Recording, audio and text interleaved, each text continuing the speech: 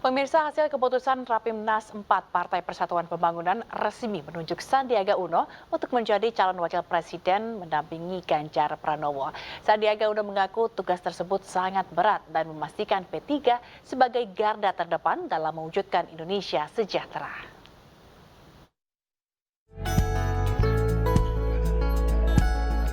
Rapimnas yang digelar di Hotel Sultan Jakarta Pusat menunjuk Menparekraf Sandiaga Uno sebagai calon wakil presiden P3 untuk mendampingi Ganjar Pranowo.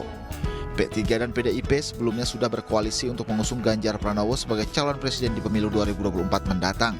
Untuk tugas yang diberikan Bapak PLT Ketua Umum dan Rapimnas ini sebagai umat Islam yang tawadu, tentunya innalillahi wa inna ilaihi raji'un.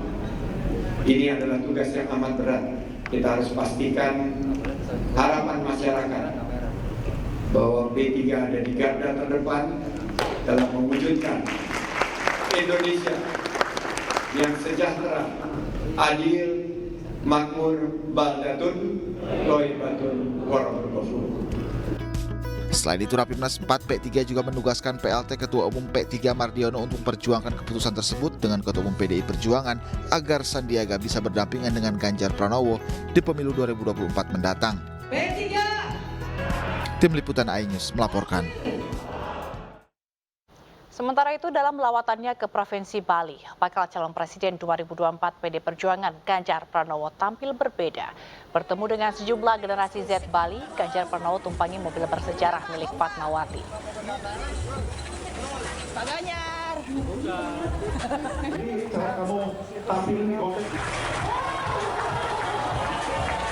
Ganjar Pranowo dijemput mobil bersejarah milik Fatmawati, istri Presiden RI pertama Soekarno, yaitu mobil Plymouth Deluxe tahun 1948 berkapasitas mesin 4000 cc.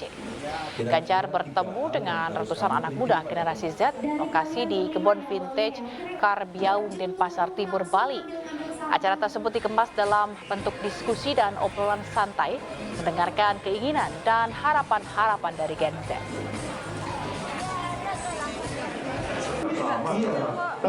Satu di dunia virtual, dua ketemu beneran. Ketemu itu audiensi, ketemu dengan pemerintah. Daripada maki-maki. Ya, makanya tadi saya sampaikan, pernah nggak ketemu sama kepala daerah? Belum sih. Maka saat teleponin Pak Wayan Koster langsung diangkat tadi. Oke, bisa kok ketemu, bisa membantu atau keinginan kawan-kawan untuk diakui dari karya-karyanya pun bisa dilakukan. Tapi dialognya mesti terus-menerus. Karena itu kalau terputus dia nggak nyambung. Sedangkan ide dari anak-anak muda itu terus saja bergerak. Sebelumnya, bakal calon presiden Ganjar Pranowo menyapa warga Bali Sabtu pagi di lapangan Niti Mandala Renon, Denpasar, Bali. Ganjar menyapa warga sambil berolahraga. Belasan ribu warga Bali dari berbagai elemen antusias mengikuti kegiatan kreatif Fun Walk yang dihadiri Ganjar Pranowo. Warga rela berdesak-desakan agar bisa foto bersama Ganjar Pranowo.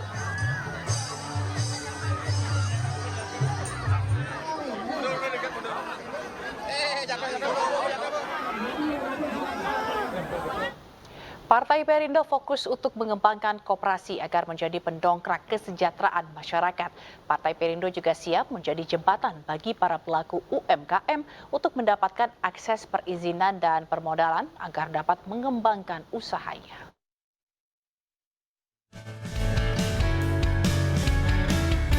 Partai Perindo siap menjadi jembatan bagi masyarakat agar dapat mengakses permodalan dan perizinan bagi pelaku UMKM. Peran koperasi juga akan didorong untuk ditingkatkan sehingga tak hanya mampu menyejahterakan anggotanya, tapi juga dapat memiliki aset besar, seperti koperasi-koperasi di negara maju seperti Amerika, Prancis, dan Jepang. Koperasi itu kontribusi terhadap PDB kita itu baru 5% gitu ya, kecil sebetulnya. Peran koperasi di kita belum ya. Belum ya. Koperasi yang terbaik dan terbesar itu malah ada di negara maju yang sebetulnya mereka itu udah persaingan bebas gitu ya. Tapi justru koperasi tumbuh di sana. Partai Perindo berupaya mendorong koperasi untuk terdigitalisasi agar cakupan transaksi bisa menjangkau nasabah di seluruh Indonesia dan real time. Tim Liputan iNews. Jelang pelaksanaan pemilu 2024, elektabilitas Partai Perindo berhasil melewati ambang batas parlemen. Kami tampilkan hasil survei pada infografis berikut ini.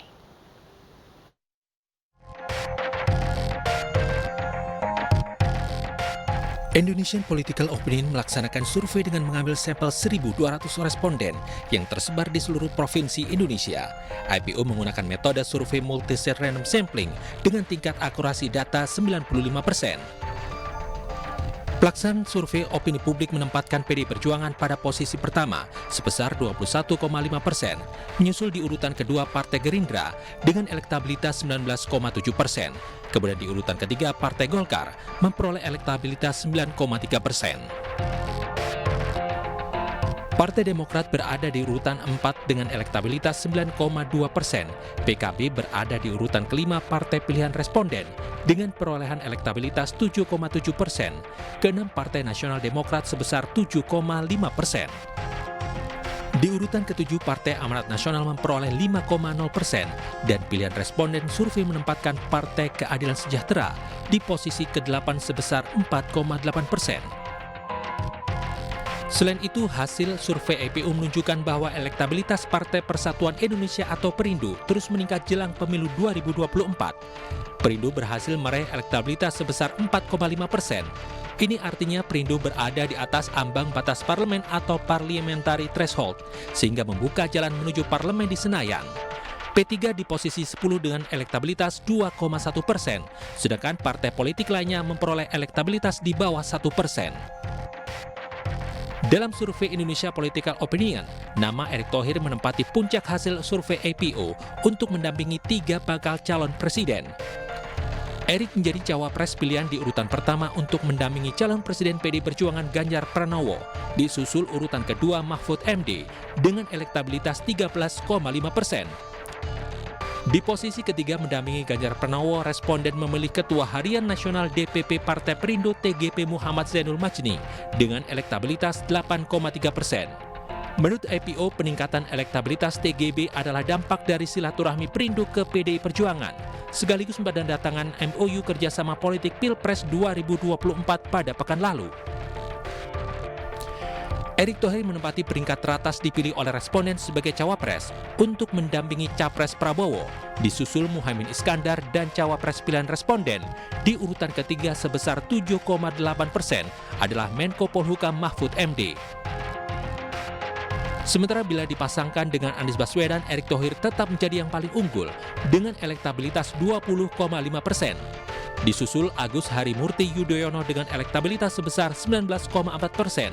Dan posisi ketiga cawapres pilihan responden untuk mendampingi Anies Baswedan adalah Mahfud MD sebesar 12%.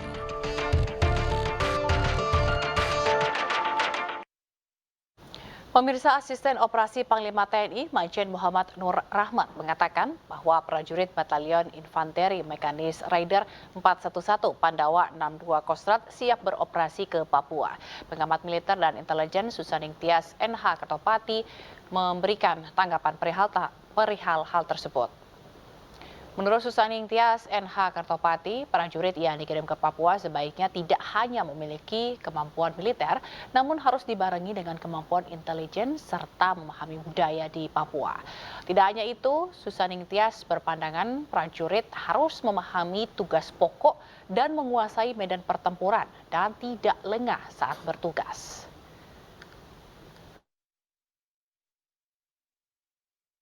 Mungkin harus dicari metode baru sehingga jangan sampai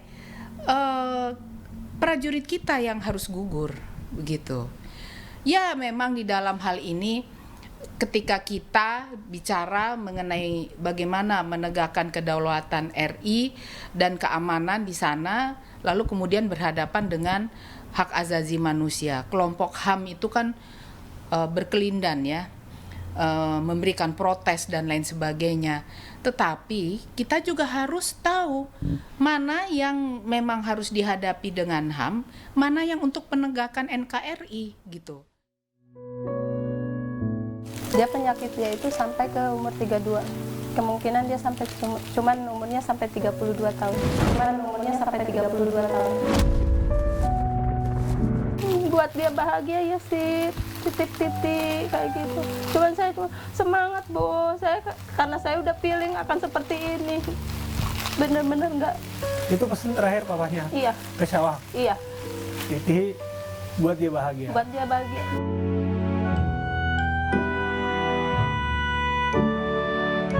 Apakah mungkin kemudian Syawang diadopsi oleh Siti?